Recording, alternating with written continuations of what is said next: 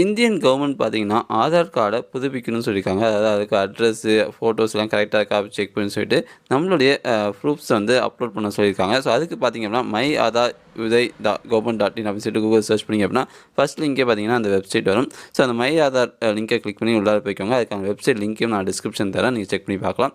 So இந்த வெப்சைட்குள்ள வந்து நீங்க கீழ ஸ்க்ரோல் பண்ணி வந்தீங்க அப்படின்னா, உங்களுக்கு வந்து டாக்குமெண்ட் அப்டேட் அப்படின்னு சொல்லிட்டு ஒரு ஆப்ஷன் இருக்குது தெரியுமா? அதை நீங்கள் கிளிக் பண்ணுங்கள். அதிலேயே பார்த்தீங்கன்னா தெளிவாக சொல்லியிருக்காங்க. செப்டம்பர் 14 வரைக்கும் நீங்கள் வந்து ஃப்ரீயாக அப்ளை பண்ணிக்கலாம். அதுக்கு மேலே போணுச்சு அப்படின்னா நீங்கள் காசு கட்டுற மாதிரி இருக்கும் அப்படின்னு சொல்லிட்டு சொல்லியிருக்காங்க. ஸோ அதனால் நீங்கள் 14ஆம் தேதிக்குள்ளார நீங்கள் வந்து இதுக்கு அப்ளை பண்ணிடுங்க. ரொம்ப சிம்பிள் தாங்க.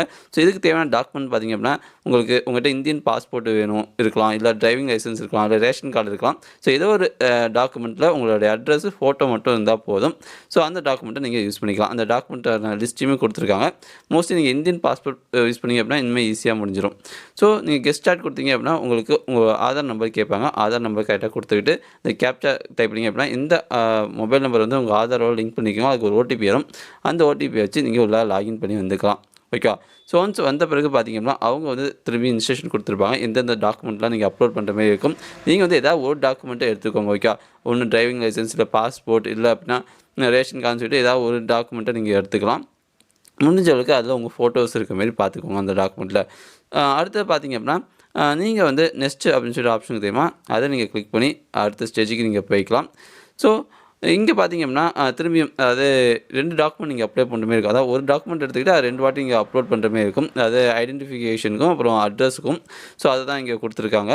ஸோ அதேமாரி பார்த்தீங்க அப்படின்னா, ஒன்ஸ் நீங்கள் நெக்ஸ்ட் கொடுத்த பிறகு உங்களோட டீட்டெயில்ஸ் காமிப்பாங்க. உங்களோட பேர், டேட் ஆஃப் பர்த், உங்கள் ஜெண்டரு, உங்களோட அட்ரஸ் எல்லாத்தையும் காமிப்பாங்க. அது எல்லாத்தையுமே இந்த பேஜை நீங்கள் வெரிஃபை பண்ணிக்கலாம்.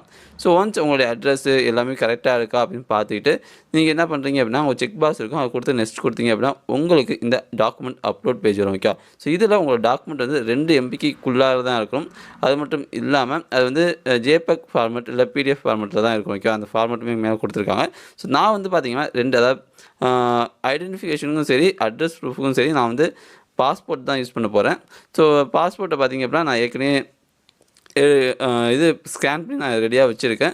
ஸோ இப்போ அந்த பாஸ்போர்ட்டை பார்த்தீங்கன்னா நான் இதில் அப்லோட் பண்ண போகிறேன். ஓகேவா? ஸோ நீங்களும் உங்கள் டாக்குமெண்ட்டை கரெக்டாக ஸ்கேன் பண்ணி 2 MBக்குள்ளார வர மாரி வச்சுக்கோங்க. அதுமாரி JPEG ஃபார்மேட்டில் வச்சுக்கோங்க. ஓகேவா? இல்லை அப்படின்னா PDF ஃபார்மேட்டில் கூட நீங்கள் வச்சுக்கலாம். ஸோ பார்த்தீங்க அப்படின்னா என்னுடைய பாஸ்போர்ட் வந்து நான் வந்து அப்லோட் பண்ணிட்டேன். அதாவது ப்ரூஃப் ஆஃப் ஐடென்டிட்டிக்கும் ப்ரூஃப் ஆஃப் அட்ரஸுக்கும் பார்த்தீங்கன்னா நான் வந்து அப்லோட் பண்ணியாச்சு.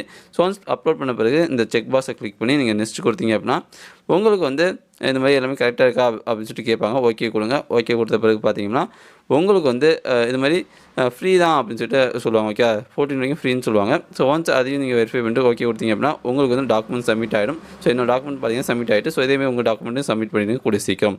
இல்லை அப்படின்னா நீங்கள் காசு கட்டுற மாதிரி இருக்கும்.